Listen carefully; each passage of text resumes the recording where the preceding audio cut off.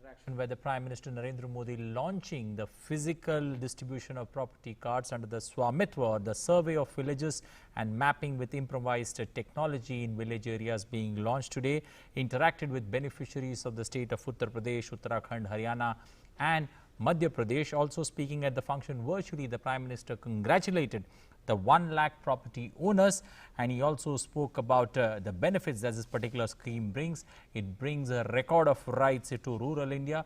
It is also a big historic step in helping rural India become Atmanirbhar. The scheme will help solving disputes and will be a new step in helping rural India, especially people from rural India, get easy loans from banks. बिल्कुल, और जैसा कि प्रधानमंत्री ने कहा भी कि भारत की आत्मा गांवों में विकास करती है, यानी कि इसी आत्मा के उन्नयन के जरिए ही जब हम गांवों के विकास की बात करेंगे, आत्मा के उन्नयन का मतलब गांवों के विकास की बात करेंगे, तभी भारत में विकास हो सकता है, परिवर्तन लाए जा सकते हैं और इसकी शुरुआत हो चुकी है। ग्राम स्वराज का अर्थ आत्मबल का होना, ग्राम स्वराज का अर्थ आत्म निर्भरता का बढ़ना, ग्राम स्वराज का अर्थ स्वावलंबन का बढ़ना, और यही संदेश आज प्रधानमंत्री ने अपने संभाषण में दिया जब उन्होंने इस योजना को लॉन्च किया। उन्होंने साफ तौर पर कहा कि इससे गरीबों को बड़ी ताकत मिलेगी, उनके जीवन में परिवर्तन आएगा, उनके मन में एक स्वाभिमान आएगा और वो इस बात को समझ सकेंगे कि अपनी इस प्रॉपर्टी पर राइट के जरिए जब उनके पास इसका स्वामित्व हो सकेगा तो वो एक अपने कामकाज को आगे बढ़ा सकेंगे, अपने जीवन को एक विकास के लिए, अपने प्रगति की दिशा में आगे ले जा सकेंगे। तो कुल मिलाकर इस योजना के ढेर सारे फायदे हैं, जैसा कि भी अनिल ने जिक्र किया कि इससे तमाम ढेर सारे आप लोन ले सकेंगे, अपने अंदर आत्मविश्वास आ सकेगा और सिर्फ आत्मविश्वास ही नहीं, उसी आत्मविश्वास के जरिए आत्मनिर्भर भारत की तरफ भी एक कदम बढ़ा सकेंगे। Well, exactly. That's exactly what the program that we are hosting, Atmanirbhar Bharat. This is one big step towards Atmanirbhar Bharat of rural India. And when rural India progresses, the country progresses. A thoughtful thought that comes to my mind here is the vision for the country is to urbanize rural areas. What is available in the city must also be available in the villages. So clearly a thought that's been taken forward there by the Panchayati Raj Ministry there. This particular idea was started on 24th of April. That is also celebrated as the Panchayati Raj Day, and just within 6 months we've seen results there on ground zero. Almost 1 lakh people benefiting, 1 lakh properties there, or 1 lakh property owners there getting their property cards, and it's a big step in helping them move forward, especially in these testing times. बिल्कुल, और अब इस पूरे मुद्दे पर बातचीत करने के लिए हमारे साथ में खास मेहमान वरिष्ठ पत्रकार राम कृपाल जी हमारे साथ जुड़े हैं। राम कृपाल सिंह हमारे साथ जुड़े हैं, वरिष्ठ पत्रकार, उनका स्वागत करते हैं। राम कृपाल जी, बहुत स्वागत है। सबसे पहले इस योजना के जरिए आपसे जानना समझना चाहेंगे कितना बड़ा परिवर्तन है, कितनी बड़ी योजना है ये, क्या कुछ अंतर आएगा? अंग्रेजी हिंदी दोनों आवाज आ रही है। रामकृपाल जी, आप दर्शकों के साथ में हम आपका एक बार फिर से तारुफ करा दें। हमारे साथ में रामकृपाल सिंह जो वरिष्ठ पत्रकार हैं हमारे साथ जुड़ चुके हैं। रामकृपाल जी, आप स्क्रीन पर हैं और आपसे ये जानना चाहते हैं कितना बड़ा परिवर्तन इस योजना के जरिए आप देख रहे हैं, क्या कुछ बदल सकेगा, किस तरह से गांवों की तस्वीर बदल सकेगी?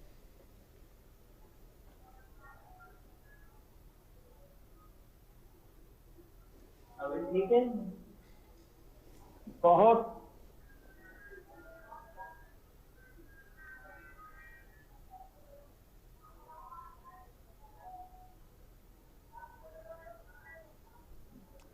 Well, we still try and pass that particular line with our guest there who's joining us at this point of time virtually, while also launching that Swamitva card. The Prime Minister had an interesting backdrop there, which was very interesting. Yes, we've got Ram Kripal Singh back there with us. Let's listen into what he was saying.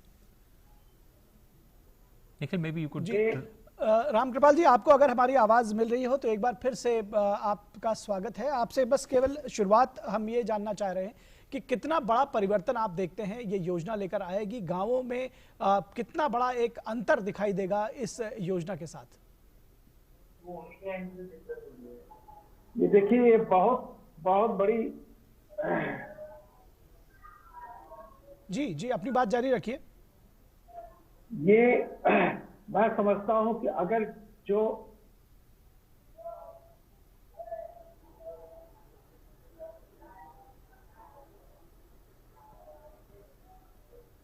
थोड़े network के issues हैं रामकृपाल जी, आपकी आवाज हमें मिल रही थी। Still having some network issues with our guest there who's joining us. आपकी आवाज मिल रही है मुझे, आप जी हम आपको भी सुन पा रहे हैं रामकृपाल जी, आप अपनी बात जारी रखें।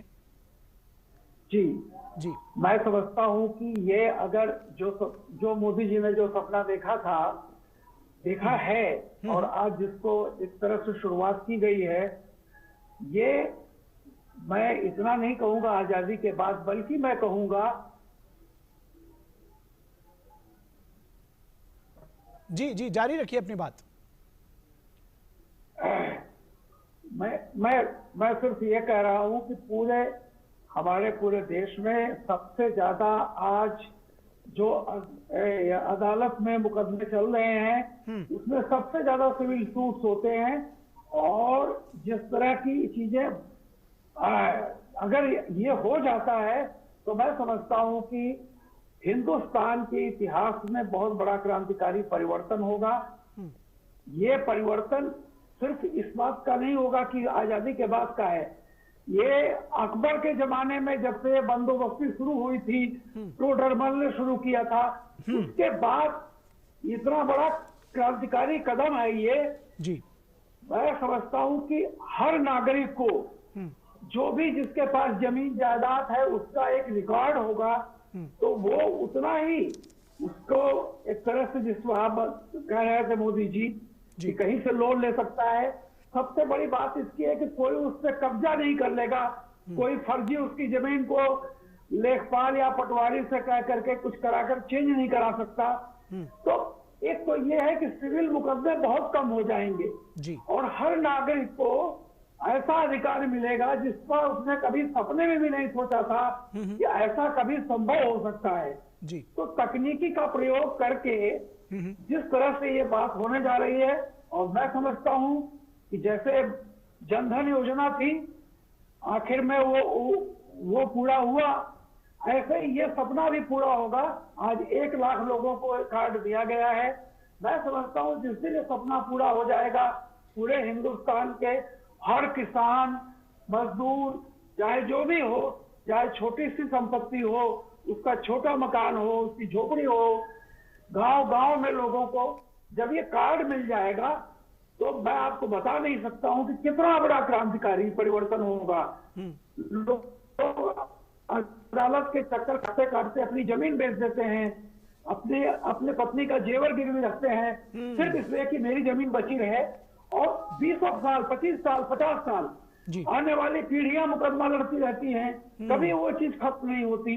मैं समझता हूं कि इन सबसे बहुत बड़ा छुटकारा मिलेगा, और मैं इतना ही कहूंगा कि ये बहुत बड़ा, हिस्टोरिकल ही नहीं, इतना बड़ा कदम है, क्रांतिकारी कदम है कि जितनी भी अब तक जो चीजें की गई हैं, जनधन योजना से भी मैं कहता हूं ये बहुत बड़ा, आगे जा करके उससे बड़ा एक कदम है, उससे ज्यादा प्रभावी कदम साबित होगा। जी रामकृपाल जी, हमारे दर्शकों के लिए और खासतौर पर जो शहर में रहने वाले दर्शक हैं, आपने कहा मुकदमे कम हो सकेंगे गांव में, आप के जरिए दर्शकों को हम समझाना चाहेंगे कि किस तरह से ये मुकदमे वास्तव में न सिर्फ गांव का विकास बाधित करते हैं, किस तरह से जो ये मुकदमे हैं वो व्यक्ति के जो जीवन की उसकी अपनी प्रगति है उसको भी बाधित करते हैं, पूरे समाज को बाधित करते हैं, और कितना बड़ा हिंड्रेंस है, इस पर आपका एक इंसाइट चाहते हैं, और इसके हट जाने से कितना बड़ा एक परिवर्तन आएगा, इसको समझाने की कोशिश करें। मेरे कान में असल में बहुत ज्यादा आ रही है और 2 साउंड आ रही, जरा सा एक ठीक करा दे प्लीज। जी उसको ठीक करने की कोशिश की जा रही रामकृपाल जी, और अगर आप मेरी बात समझ पा रहे हो, सुन पा रहे हो, तो बस आपसे ये जानना चाहते हैं कि जो मुकदमे की समस्या है ये कितनी बड़ी समस्या गांवों के विकास में, व्यक्ति के स्वयं की प्रगति में रही है, और ये देखने में आता है अक्सर कि जो दीवानी के मुकदमे हैं वो सालों साल चलते हैं और आगे चलकर कई बार वो तो फौजदारी में भी तब्दील हो जाता है और एक विशेष साइकिल बन जाती है जिसमें व्यक्ति उलझा रहता है। मैंने अभी गांव की बात की, इसका मतलब ये नहीं है कि ये सिर्फ गांव तक ही लागू होता है। तो मैं ये कह रहा हूं कि ये जो, चूंकि हिंदुस्तान का बहुत बड़ा हिस्सा जो है वो गांव में रहता है जी, इसलिए मैंने गांव की बात बेसिकली कही है। बाकी ये शहरों में भी, कस्बों में भी, ये सब जगह ये प्रक्रिया जो शुरू होगी पूरे देश पर लागू होगी। और पूरे हर आदमी जो भी इस देश का नागरिक है उसको एक स्वामित्व का कार्ड मिलेगा। वो जिस भी चीज का मालिक है उसके पूरी एक उसके पास ब्यौरा होगा। और ये ऐसे जैसे आप आज आधार कार्ड और पैन कार्ड के आधार पर आप कहीं भी कुछ भी जा सकते हैं, वो आपका अकाट्य प्रमाण माना जाता है। ऐसे ही ये जो स्वामित्व का एक कार्ड होगा जो आपके पास रिकॉर्ड होगा, उसको आप कहीं भी यूज कर सकते हैं। मैं इसीलिए कह रहा था कि शहर और गांव पूरी तस्वीर बदल जाएगी। और एक सबसे बड़ी इसकी विशेषता ये है जिसका सिर्फ मोदी जी ने इशारा किया है। होता क्या है कि अगर आज आप गांव में एक अस्पताल खोजने जाएं, खोलने की जो सरकार कोशिश करे, तो पता चलता है कि जमीन ही नहीं है। सरकारी जमीन पर कोई और कब्जा करके बैठा हुआ है। उसमें ग्राम प्रधान और लोगों की मिली भगत से वो जमीन कर दी गई। जब एक बार ये योजना लागू हो जाएगी तो सरकार को भी ये पता होगा कि किस किस गांव में ग्राम सभा की कितनी जमीन है और उस पे क्या क्या सामुदायिक केंद्र खोले जा सकते हैं। तो अभी जो एक बहुत पहले जब 2014-15 में मोदी जी ने शुरू किया था कि लैंड, वो जो कानून था उसका बड़ा विरोध हुआ, वापस ले लिया गया। लेकिन उसका एक तरीका बहुत अच्छा निकाला है कि अगर आप ये चिन्हित कर लेंगे कि कौन सी जमीन ग्राम सभा की जमीन है जिसपे कि सामुदायिक चलिए कर बारात घर खोला जा सकता है, स्कूल खोला जा सकता है, अस्पताल खोला जा सकता है, तमाम तरह की सुविधाएं जो शहरों में हो जाती हैं। लेकिन गांव में आज भी एक बेटी का ब्याह जो है वो खेत में होता है, तंबू लगा करके, और तब जब फसल कट जाती है। तो मैं समझता हूं कि ये इतनी बड़ी, इतनी क्रांतिकारी योजना है कि इससे क्या होगा, गांव का चेहरा बदलेगा। गांव में ये भी है कि जो सरकारी जैसे सड़क बन रही है, नाली बन रही है, खरंजा बिछाया जा रहा है, उसका भी एक तरह से ड्रोन से मैपिंग होगी, उसकी भी तस्वीरें रहेंगी। तो क्या होगा कि जो विकास कहा जाएगा वो एक्चुअली जमीन पर दिखाई देगा, तभी वो होगा, सारी मैपिंग होगी। तो मैं समझता हूं कि ये जो अभी पैसा, जो सरकारी पैसा जाता था, बंदर बांट होकर के इधर उधर चला जाता था, उसमें भी बचेगा। ग्राम सभा को जो पैसे जाते हैं उसका भी सदुपयोग होगा और सामुदायिक केंद्र खुलेंगे गांव-गांव में। ये बहुत बड़ी चीज होगी, क्योंकि गांव की बेटी भी अगर किसी बारात घर से, गांव में बारात घर होगा, वहां से ब्याही जाएगी, तो आप कल्पना कर सकते हैं आज गांव की बेटियां भी ग्रेजुएट हैं, पोस्ट ग्रेजुएट हैं, लेकिन चूंकि सरकारी जमीनों का बंदरबाट हो चुका है, इसलिए आज गांव में कहीं भी इस तरह के सामुदायिक केंद्र खोलने के लिए जमीन नहीं मिल रही है। तो इसके बताइए, इसके बहुत सारे फायदे हैं। एक तो सिविल सूट कम हो जाएंगे जी, लोगों को अपने मालिकाना हक अपनी पॉकेट में रख के चलेंगे, जहां चाहे दिखा देंगे। बहुत ज्यादा लेखपालों पटवारी का चक्कर नहीं लगाना पड़ेगा कि उससे नकल निकाल के लेके आइए और फलाना चीज दिखाइए। तो इसके बहुत ही क्रांतिकारी परिवर्तन इससे आएगा। मैं आज चूंकि देखिए मैं गांव से जुड़ा हुआ हूं, इसलिए मैं जानता हूं किसी भी गांव में आप जाइए, सबसे ज्यादा मुकदमे वहां प्रॉपर्टी को लेकर के ही होते हैं। छोटे छोटे मुकदमे मकान को लेकर, खेत को लेकर के, झगड़े को लेकर के यही होते हैं। और ये मुकदमे खत्म होने का मतलब है किसानों का इतना बड़ा भला होगा, जो पैसा अभी वो वकील को, पेशकार को, फलाना को, ठिकाना को जो उनको दे के आते हैं, आप समझ लीजिए वो अदालत के चक्कर लगाने से बच जाएगा, उसकी तकदीर बदल जाएगी। इसलिए मैं बड़ी बेसब्री से इंतजार कर रहा हूं जिस दिन ये फैसला पूरे हिंदुस्तान के लेवल पर लागू हो जाएगा। हमारे देश की जो एक कहा जा रहा है कि नए भारत, नया देश उभरता हुआ, उसका सच्ची चेहरा अगर ये इम्प्लीमेंट हो जाता है तो वाकई नए भारत की एक तस्वीर हमारे सामने आएगी और बिल्कुल बदली हुई होगी। जी बिल्कुल, नए भारत की तस्वीर बदली हुई होगी। और हमारे संवाददाता शिशिर सेलार भी हमारे साथ इस वक्त मुंबई से जुड़े हुए हैं, उनके पास जाना चाहेंगे आप। Well, exactly, Shishir, they're joining us from Mumbai. They're the financial capital of the state of Maharashtra. Shishir, looking at the state of Maharashtra and the number of cards that have been given out in the state of Maharashtra, especially 100 villages benefiting and close to 14,000 cards being distributed. How big a game changer is this for the state of Maharashtra and the villages that are getting directly benefited by this particular scheme?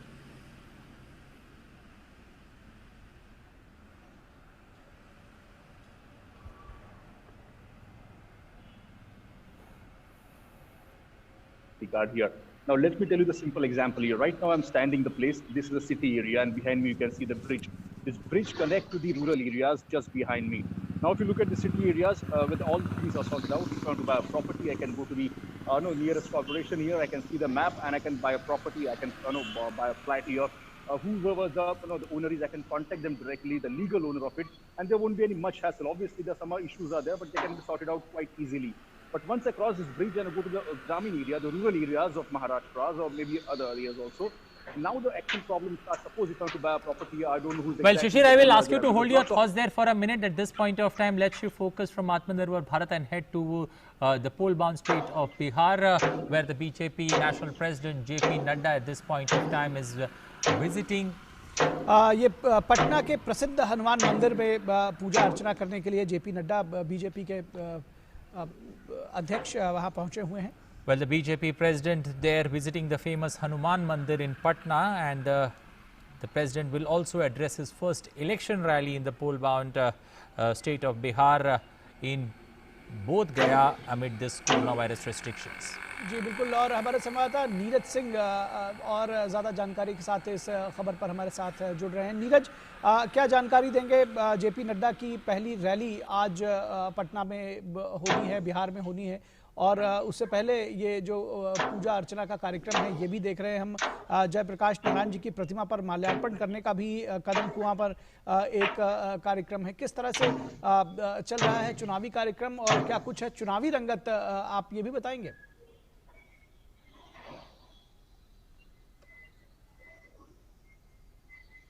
Neeraj, क्या आप हमें सुन पा रहे हैं?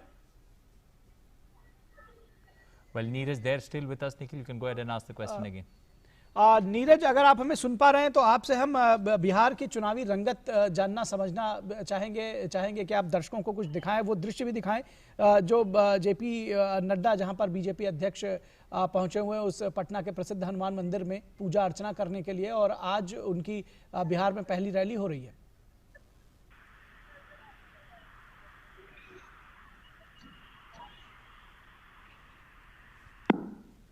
Well, these are visuals there from the famous Hanuman Mandir in Patna, where the BJP president JP Nadda is on a one-day visit to the state. He will also be addressing an election rally in Bodh Gaya as Bihar goes to polls in three phases. We all know it goes to polls in three phases in this. This is the first election that's happening in after the pandemic has hit the world, and especially in India, the first elections, assembly elections that will be held in the state of Bihar, which will be held in three phases. The first phase on October 28th, the second phase on November 3rd, the third phase on November 7th, with the election results expected or the counting day that's going to be November 10th. So the political fever they're picking up, which the first big leader, the BJP president JP Nadda visiting Patna today, and those were visuals of that visit to the famous Hanuman Mandir in Patna city. बिल्कुल, आज कई सारे कार्यक्रम हैं JP Nadda BJP अध्यक्ष के. वो आज कदम कुआं पर जयप्रकाश नारायण जी की, जिनकी आज जन्म जयंती भी है, उनके प्रतिमा पर माल्यार्पण करेंगे, और उसके साथ ही साथ जो भाजपा का जो प्रदेश कार्यालय है वहां पर बिहार विधानसभा चुनाव के मद्देनजर एक बैठक में शिरकत करेंगे, जिसमें पार्टी के सभी जिलाध्यक्ष, सांसद, विधानसभा प्रत्याशी, विधानसभा प्रभारी, विधानसभा संयोजक, विधानसभा के विस्तारक और विधानसभा के प्रभारी उपस्थित रहेंगे. यानी कि पार्टी के जो एक प्रमुख कार्यकर्ता भी हैं वो लोग भी उसमें रहेंगे, और एक कहीं ना कहीं जिसको कहते हैं कि बिगुल अब बच चुका है बिहार के चुनावों का, और उसकी आज बोध गया में रैली के साथ उसकी शुरुआत भी होगी. तो क्या कुछ उनके संभाषण में रहेगा, किस तरह से वो अपनी बात रखेंगे, ये भी देखना दिलचस्प होगा. यहाँ पर हम आपको ये भी बता दें कि आज इसके साथ ही साथ बिहार में चुनाव प्रबंधन समिति की बैठक भी होगी, जिस पर आज एक विचार मंथन होगा. और हमारे साथ में हमारे संवाददाता नीरज सिंह एक बार फिर से. Neeraj, I think we're not able Neeraj to. से नहीं जुड़ पा रहे हैं, Let's come back to the story. Since you mentioned JP Narayan, it was also, that particular thought of while launching this Swamitva card, Prime Minister had an interesting backdrop there, with socialist icon Jaiprakash Narayan as well as BJP leader Nanaji Deshmukh, being seen side by side. Today is there also the birth anniversary of both the leaders. So that particular backdrop being used by the Prime Minister. बिल्कुल, जिस तरह से कहा था कि नानाजी देशमुख और जयप्रकाश नारायण दोनों गांवों के विकास के लिए, गरीब के विकास के लिए उन्होंने एक तरह से अपना जीवन न्यौछावर कर दिया, जिस तरह से वो रहे। तो उस पर एक बार फिर से बात करते हैं।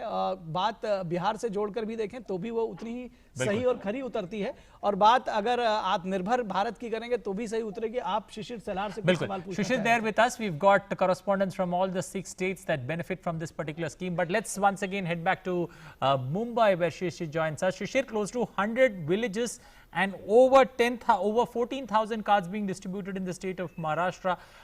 How big a game changer is this, especially a state like Maharashtra, which is very, which is very agri independent, and also how does this take, especially help rural India move forward or be Atmanirbhar? Well, absolutely, Anil. As I told you, that today is a very important day, especially for the people living in the rural areas here, because right now, at the first process here, nearly 100 villages have been selected, and the people in these villages will get the property card. Let me give an example here. As I was telling to you, is that right now I'm standing in the city area. This is a city area. Behind me, you can see the bridge, and this bridge connects to the rural area, which is just a nearby area from Mumbai. But in spite of that, there are so many problems that the rural area still faces. For example, suppose I have to buy a property here in the city area. I can go to the municipal corporation. I can see the records. I can see all the documented which have been there, and I can buy a property. Or maybe I can contact the owner, the legal owner, as per the property papers which I can see in the government offices here. But once I cross this bridge and I go to the rural areas here, there I face a lot of problem that I don't know exactly who is the actual owner of the land here, which lands belong to whom. And that's what the main problem actually, lots of people were facing here. Those who wanted to go to the villages, who wanted to invest into the villages at different sector here, they were actually facing a lot of problem here. But now with the property card here, it seems that the government is trying to bridge the gap between the rural areas and urban areas here. And that's what I want to say here is that now, if suppose any of the, people residing in the rural areas and wanted to do any business kind of thing through their properties, or want to mortgage it, want to take a loan, or want to do business on it, this property card will now help them in the future to do that particularly.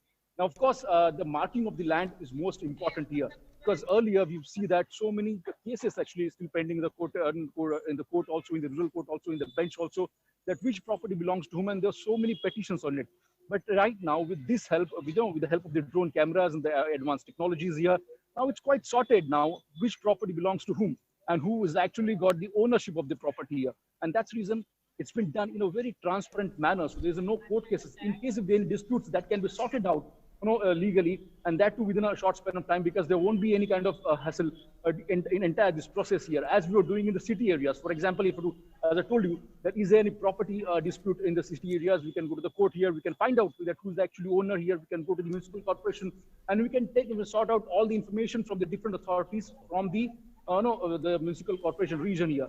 And now with this help of the property card, it's been recorded in the government offices, because earlier, people residing in the rural areas, they have to come to the main market area where the government offices is situated. It used to take for a day-long time actually, and not just one visit. They have to keep on visiting for several times here just to get the details of their property, or sometimes they have to do some work on their property, they have to buy their property, they have to change the name of the property. These kind of things used to take several days here. But now with this mapping, and now exactly we'll know it's get registered that who is the owner here. It seems that it's quite a transparent process for the villagers, and even the government officials also helping them. They're going to tell them that exactly this is a drone mapping images. This is your land.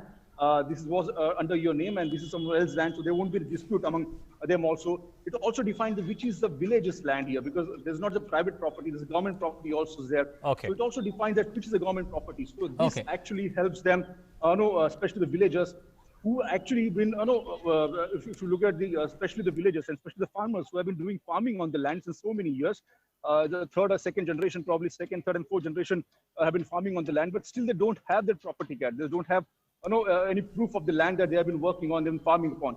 With these, technological advancement, and now the government have come up with these schemes, basically now they will get their own land and that to property card. And in future, If they want to do any investment, if they don't take a loan, to do with any property, it can be done quite easily. Okay. Shishir, now since you spoke about, do you think the use of technology here, especially when it comes to, demarketing those areas, did it go in a big way in not creating hurdles, especially when you have, the local administration come and draw those lines, you generally run into some kind of hurdles.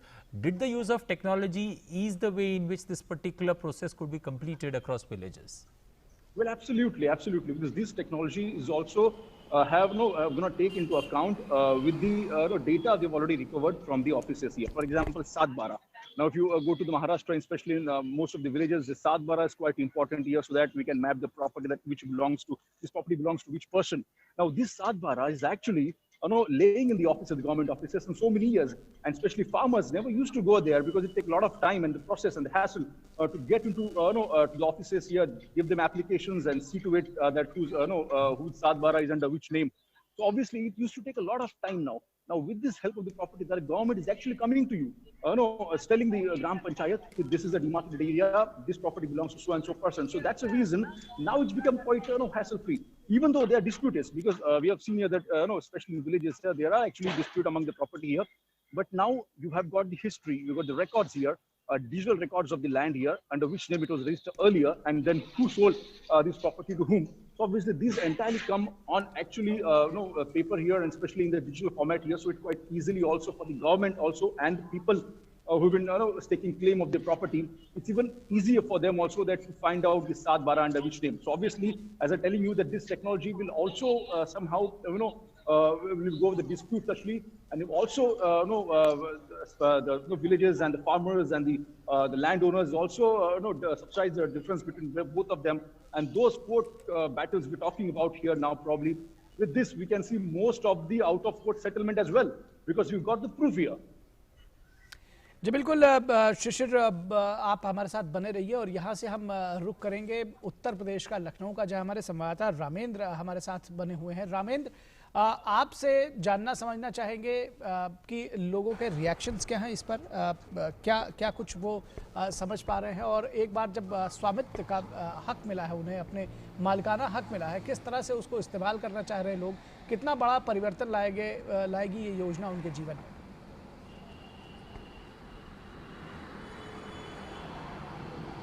देखिए निखिल, एक बड़ी बात तो ये है कि ये योजना वही ला सकता था जो गांव को समझता हो, गांव के परिवेश को समझता हो, गांव की समस्याओं को समझता हो। और ये बड़ा चेंज होने जा रहा है गांव में। जो लोग गांव से जुड़े हैं वो महसूस कर सकते हैं कि हमारे पास ज़मीन है, हमारे पास मकान है, लेकिन अगर आज हमको ज़रूरत पड़े कि हमको 20,000 रुपये मिल जाए बैंक से लोन, तो उसका कोई मूल्य नहीं है, इसलिए कि वो ज़मीन मेरे नाम नहीं है, मेरे पिताजी के नाम नहीं थी, या वो पारिवारिक रूप से प्रॉपर्टी चली आ रही। ये जो पहला काम है बहुत महत्वपूर्ण है।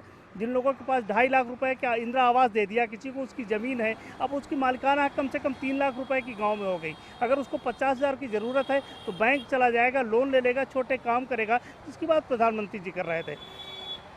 गांव में 90 से 99% विवाद जो है ज़मीनों के हैं, नाली का है, नापदान का है, खरिंजा का है।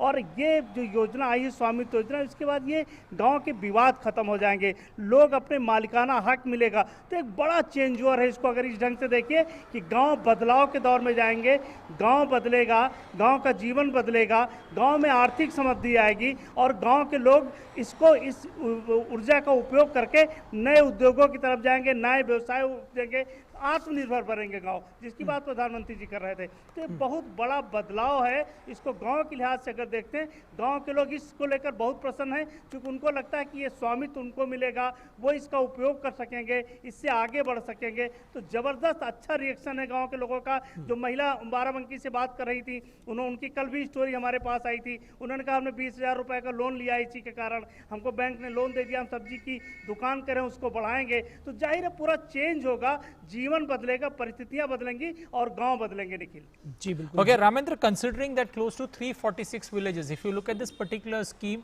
Uttar Pradesh gets the the lion's share when it comes to 346 villages and over 36,800 cards being handed out. How do you look at this particular scheme, especially how does it help rural India become Atmanirbhar or self-reliant?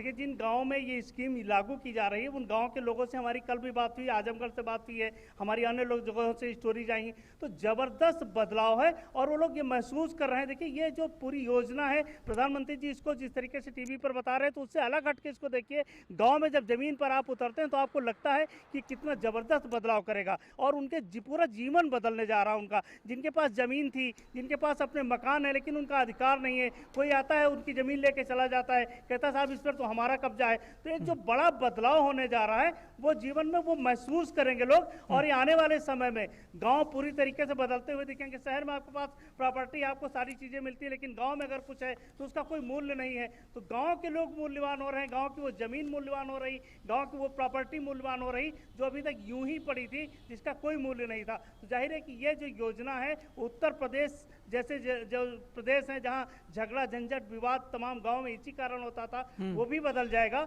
और लोगों का जीवन भी बदल जाएगा। जी बिल्कुल रामेंद्र, आप हमारे साथ बने रहें और इससे पहले कि हम एक बार दोबारा रामकृपाल जी के पास जाएं, हम रुक कर लेंगे दीपक जैन का जो भोपाल में हमारे साथ बने हुए हैं भोपाल से। दीपक, ये कहा जा रहा है कि जो गांव के विकास की योजनाएं हैं उनका जो एक खाका तैयार होता है अब वो एक बेहतर तरीके से तैयार हो सकेगा तकनीक के माध्यम से, ड्रोन के जरिए ये इस योजना को अमली जामा पहनाया जा रहा है। किस तरह से आप देखते हैं कि तकनीक के जरिए गाँव में एक आमूल चूल परिवर्तन करने की कोशिश है और कितना परिवर्तन लेकर आएगी?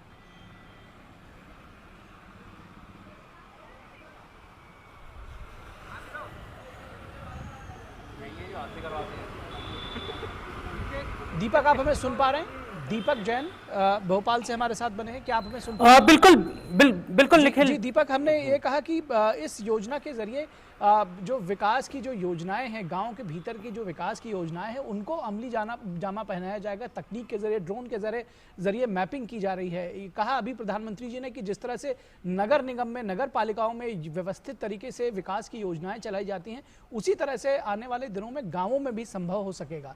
क्या कुछ बताएंगे आप, किस तरह से तैयारी की जा रही है वहाँ पर इस तरह की योजनाओं के लिए? क्या कुछ कहना है वहाँ पे गाँव वालों का, क्या कुछ रिएक्शन है, क्या बताएंगे आप हमें? निखिल, जिस तरीके से अगर मध्य प्रदेश की बात की जाए तो 44 गांवों को जो पहले चरण में चुना गया है, कहीं ना कहीं यहाँ के जो लोग हैं, जो ग्रामीण हैं, उनके लिए ये बहुत बड़ी एक बात होती है। विशेष तौर पर अगर मैं ग्रामीणों की बात करूं जिनसे पिछले कुछ दिनों में हमारी जो हितग्राही हैं उनसे चर्चा हुई, वो बता रहे हैं कि किस तरीके से पूरी जो मैपिंग थी वो की गई है, किस तरीके से जो अधिकारी थे वो पहुंचे हैं, उन्होंने बाकायदा ड्रोन के माध्यम से पूरी जो लाइनें देखकर और जिस तरीके से पूरी नपाई जो है वो की है।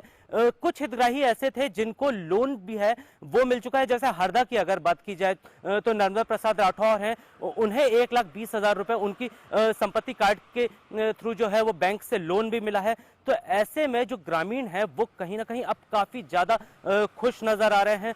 विशेष तौर पर अगर टेक्नोलॉजी की बात की जाए तो इससे कहीं ना कहीं एक सबसे बड़ा फायदा ये होता है कि जिस तरीके से आज गाँव की जो पूरे संपूर्ण विकास की बात जो की जाती थी, जैसा कि खुद प्रधानमंत्री नरेंद्र मोदी ने कहा कि नानाजी देशमुख हो या जयप्रकाश नारायण हो, वो गांव के विकास की बात करते थे, अंत्योदय तक के विकास की बात करते थे। तो ऐसे में ग्रामीण विकास के लिए सबसे महत्वपूर्ण होता है कि वहां पर जो विवाद है सबसे ज्यादा वहां पर, क्योंकि संपत्ति के जो विवाद होते थे, दीवानी के जो मुकदमे होते थे, उन सभी मुकदमों को वहां से समाप्त किया जाए, उनको निपटाया जाए और उसके बाद एक साथ पूरा गांव मिलकर अपने विकास की बात करे और उसको लेकर आगे बढ़ा जाए। तो ये जो योजना लाई गई है इससे कहीं ना कहीं गांव जो है वो एक साथ जुड़ेगा, गांव विकास की ओर एक साथ आगे बढ़ेगा। विशेष तौर पर और वहीं अगर विभिन्न योजनाओं की जो बात की जाए, जैसे स्वच्छता अभियान को लेकर विशेष तौर पर बात करें तो गांव में विशेष तौर पर देखा जाता था कि अपनी अपनी प्रॉपर्टीज को लेकर ये लड़ाई होती थी कि मेरे घर के इतने एरिया से जो है नाली वो नहीं बनेगी, या रोड्स जो है उनके डेवलपमेंट को लेकर कई बार जो विवाद खड़े होते थे। तो ये सभी जो चीजें हैं, इस पूरी जो मैपिंग है, इस ड्रोन के माध्यम से जो पूरी मैपिंग होगी, इन सभी चीजों से ये विवाद कहीं ना कहीं खत्म होंगे और बहुत बड़ा फर्क जो है गांव में पड़ने वाला है। हम ग्रामीणों की अगर बात करें तो इन्हीं सब मुद्दों को लेकर जो ग्रामीण हैं वो अब ये कह रहे हैं कि केवल 44 गांव नहीं, मध्य प्रदेश के जो सभी गांव हैं उन सभी में इसी तरीके की अगर व्यवस्था हो जाए, पूरे देश में अगर इसी तरीके की व्यवस्था हो जाती है, तो जिस ग्रामीण भारत के विकास की हम बात कर रहे हैं, जिस ग्रामीण आत्मनिर्भर भारत की हम बात कर रहे हैं, उसमें कहीं ना कहीं बड़ा योगदान होगा। और विशेष तौर पर अगर उन लोगों की जो लाभार्थी हैं, जिनको अभी इसके माध्यम से जो लोन्स मिल पाए हैं, उनका यह कहना है कि अब कहीं ना कहीं हम अपने घर के विकास की बात हो या इस कार्ड के माध्यम से जो अन्य लोन लेकर वो कार्य कर सकते हैं, उन सभी चीजों से कहीं ना कहीं देश हित में, देश के विकास में वो योगदान दे पाएंगे। Okay, Deepak, also considering that there are 44 villages that are in this first particular this particular scheme. In the first half, close to 3,132 cards being distributed here. But what's the sense that you get from ground zero? How has been the response of the villages that have missed the bus in the first round? What is the anticipations that they have with regards to this particular scheme, and how eagerly are they waiting for this particular scheme to be implemented in the respective villages?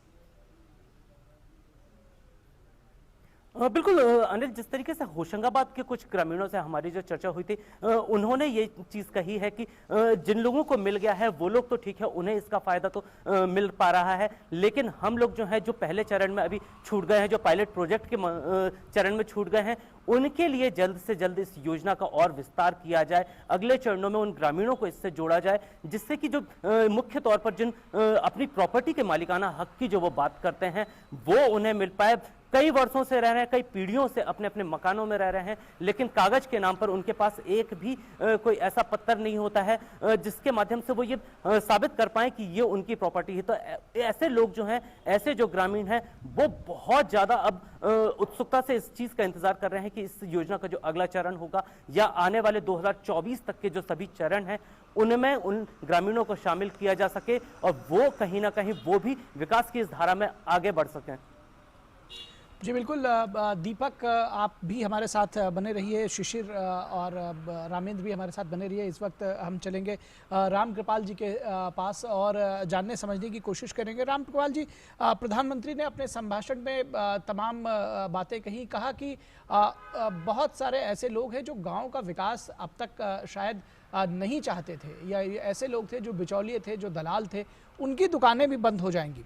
किस तरह से आपको लगता है कि ये योजना जो है वो गांव वालों के का एक तरह से भाग्योदय साबित होगी? जो ग्राम स्वराज के जरिए इसको जोड़ा जा रहा है और तकनीक के माध्यम से जोड़ा जा रहा है, किस तरह से एक नया भाग्योदय लेकर आएगी?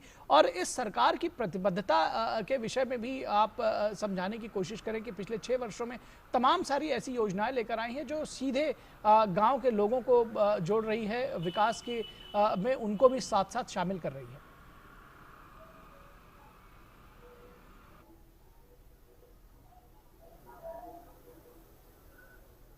रामकृपाल जी, क्या आप हमको सुन पा रहे हैं? जी, आपकी आवाज आ रही है, हालांकि बैकग्राउंड में और दूसरी आवाज भी आ रही है, जी आपकी आवाज मुझे सुनाई पड़ गई। जी रामकृपाल जी, आपसे जानने की कोशिश कर रहे हैं कि जिस तरह से प्रधानमंत्री ने अपने पूरे संभाषण में ये भी जिक्र किया कि तमाम सारे ऐसे बिचौलिए, ऐसे फ्रॉडस्टर, ऐसे लोग जो दूसरों के धन पर अपनी नज़र बनाकर रखते हैं, ऐसे लोगों को ज़रूर निराशा होगी कि ये योजना आई है और इस योजना के जरिए, तकनीक के जरिए जब ड्रोन मैपिंग हो रही है तो गांव के लोगों का भाग्योदय हो सकेगा, एक तरह से उनके भाग्य खुल सकेंगे, उनकी किस्मत चमक सकेगी, वो आत्मनिर्भर भी बन सकेंगे।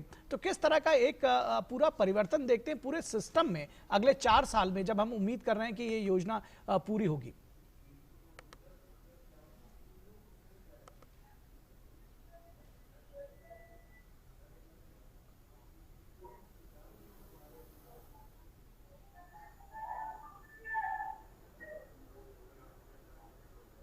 Well, I believe we've Ramkripal जी, आप हमारा सवाल सुन सके क्या? निश्चित तौर पर जी जी जी जी जी जी जी जी देखिए, मैं सिर्फ इतना कहूंगा कि इस मुल्क में ये सपना कोई देख भी नहीं सकता था कि कभी हमारे पास एक ऐसा कार्ड होगा जिसमें हम जितने भी मालिकाना हक है उसका ब्यौरा होगा और हम उस ब्यौरे को सरकार के साथ ले जा करके, वो मतलब बीच में कोई नहीं होगा। तो मैं समझता हूं कि ये इतने बड़े सपने के सच होने की बात है। और ये मैं जो कह रहा था कि देखिए, इससे बिचौलिया ही नहीं, बेईमानी जो होती थी, इधर चला जाता था, कहीं पैसा हो जाता था, सबसे इसको छुटकारा मिल जाएगा। तो ये जो चीज है कि सारे मुकदमे, सारे विवाद, सारे झगड़े, देखिए पुरानी कहावत है कि जड़ जमीन जोड़ू, एक हमेशा जमीन को लेकर के ही सारे लिटिगेशन थे। इससे हट जाएगा तो मैं समझता हूं कि इससे जो भारत के एक गरीब मध्य वर्ग, उनका जो एम्पावरमेंट होने जा रहा है वो बहुत ही ऐतिहासिक है। जिस तरह से जनधन खाता खोलने के बाद एक गरीब आदमी को यह लगा कि मैं बैंक में जा सकता हूं, मेरे पास भी दूसरों को दिखाने के लिए एक कार्ड है। ये मालिकाना हक जो है, ये उसकी तमाम समस्याओं का एक ऐसा निदान है जिसको लेकर के आप समझिए कि न सिर्फ वो मुकदमेबाजी से बचेगा, उसको ये भी डर नहीं रहेगा कि गांव में कोई फर्जी तरीके से उसके मकान, उसकी दुकान, उसके खेत खलिहान पे कब्जा कर सकता है। ये गांव की जितनी, मैं कह रहा हूं, जो सबसे बड़ा संकट है गांव का आज की तारीख में, वो आदमी के सामने, किसान के सामने यही मुकदमेबाजी और कैसे मैं अपनी प्रॉपर्टी को सुरक्षित रख सकूं। आने वाली जनरेशन जो है, कई लोग ऐसे हैं जो बाहर रहते हैं, जिनको हमेशा खतरा रहता है कि कोई इधर उधर करके मेरी जमीन न ले ले। और एक बात और कहूंगा, अभी जो पिछले दिनों में किसानों के बारे में कानून आया है, जिसको लेकर के बड़ा विपक्ष ने हंगामा किया था, सबसे बड़ा उन्होंने जो आरोप लगाया था कि किसानों की जमीन जो है वो चली जाएगी, कोई दूसरा ले लेगा, वो तो पूंजीपतियों के नाम हो जाएगी। मैं समझता हूं उसकी भी बहुत बड़ी एक काट है ये, क्योंकि जब हमको मालिकाना हक है तो चाहे हम उसको किसी को बेचें न बेचें, हमारी 7 पीढ़ियों के लिए हम उसको संभाल के रखें, ये मेरा विवेक होगा। हमको कोई फ्रॉड तरीके से या कुछ समझौता करके हमारी जमीन को नहीं ले सकता। इससे क्या है कि ये जो अभी तक एक भ्रम फैलाया जा रहा था कि किसानों को जमीनों से बेदखल करने की चाल है और ये तो सब पूंजीपतियों का कब्जा हो जाएगा, उनकी जमीनें चली जाएंगी। 2014 में भी यही सब आरोप लगा करके लैंड बिल को वापस लेने के लिए मजबूर होना पड़ा सरकार को। लेकिन ये एक ऐसा तरीका है कि आप जिस चीज के मालिक हैं वो ये रिकॉर्ड आपके पास है, आप अपना मालिकाना हक आपकी पॉकेट में है, और वो ऐसा कार्ड है जो किसी भी सरकारी संस्था से मान्य है। तो कोई भी उसको कम से कम एक चैन की नींद वो सो सकता है। बिचौलिए बिल्कुल बाहर हो जाएंगे। एक तो जो पिछले दिनों कानून बनाया गया है, मैं अपनी फसल, अपना गेहूं, अपनी गोभी चाहे वहां बेचूं, चाहे राजस्थान में ले जाकर के बेचूं, नागपुर का एक किसान संतरा जो पैदा करता है वो दिल्ली में सीधे मंडी में किसान एक्सप्रेस से भेज सकता है। और ये दूसरा हो गया कि ताकि मेरी संपत्ति, मेरा मकान, मेरी चीजें, ये मेरे पास रिकॉर्ड में है, सरकारी रिकॉर्ड में है, उससे कोई छेड़छाड़ नहीं कर सकता। तो मैं समझता हूं कि ये देश के 130 लोगों को, मैं पूरे सबको कहता हूं, उनके एम्पावरमेंट का सबसे बड़ा फैसला है हिंदुस्तान के इतिहास में। Ram Kripal ji, you even put this particular scheme about the Jan Dhan scheme. Jan Dhan scheme was considered to be an holistic social security solution for rural India. Now you put this particular scheme that the Prime Minister has just announced about that scheme. The reasons for that, and do you feel this is the game changer that that rural India was looking for? बिल्कुल। देखिए, एक जिस दिन आपके पास एक स्वामित्व का card आ गया तो आप समझिए कि आप कहीं भी जाकर के, वो एक ऐसा कार्ड है। Please continue. जी, अपनी बात जारी रखिए। करेक्ट। नहीं, मैं देखिए,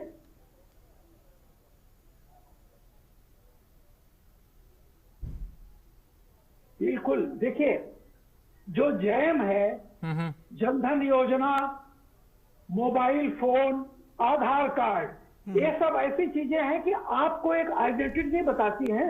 आपको बैंक में खाता आपका खुल जाएगा, सब कुछ खुल जाएगा, लेकिन जब मेरे पास ये आ गया कि मैं फलाना हूं और मेरे पास ये संपत्ति है, ये मेरा घर है, ये मेरा खेत है, तो आप हिंदुस्तान में कहीं भी, मैं तो कहता हूं हिंदुस्तान के बाहर भी अगर आप अपनी एक आईडी, आपके ये पासपोर्ट और वीजा इन सबसे बड़ी चीज है, क्योंकि आप मालूम है आपका कि आप कितने के मालिक हैं, कितना कर्ज ले सकते हैं, कहीं भी जाकर के आप अपना खाता खोल सकते हैं, कुछ भी कर सकते हैं।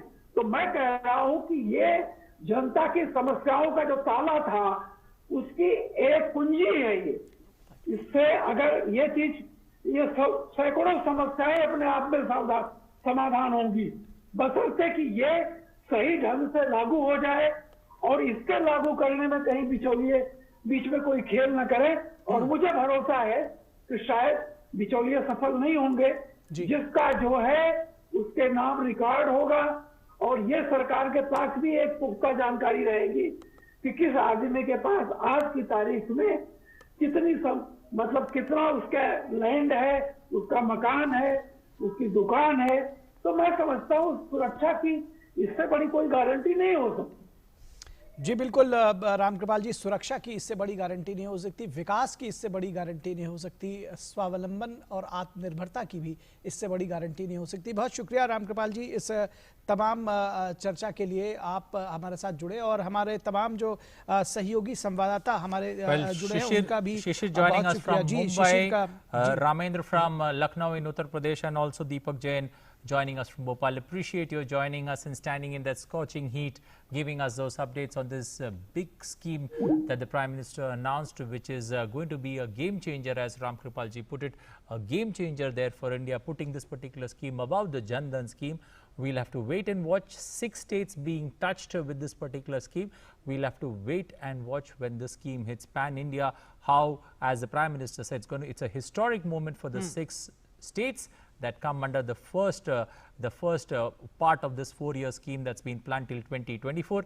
We'll wait and watch how this particular scheme controls the whole of India and the entire country comes under the fold, and rural India looks for a big step towards being Atmanirbhar. गांवों का भाग्योदय हो सकेगा, भारत का भाग्योदय हो सकेगा, गरीब, वंचित, शोषित, दलित जो अभी तक अपने जिनके पास अपने प्रॉपर्टी का स्वामित्व नहीं था, वो स्वामित्व उनका पा सकेंगे, मालिकाना हक पा सकेंगे, उनका जीवन बदलेगा, देश का जीवन बदलेगा, हम सबका जीवन बदलेगा। इसी उम्मीद के साथ आपसे विदा लेंगे इस कार्यक्रम में। बस इतना ही, हमारी पूरी टीम को दीजिए इजाजत। नमस्कार। Take care.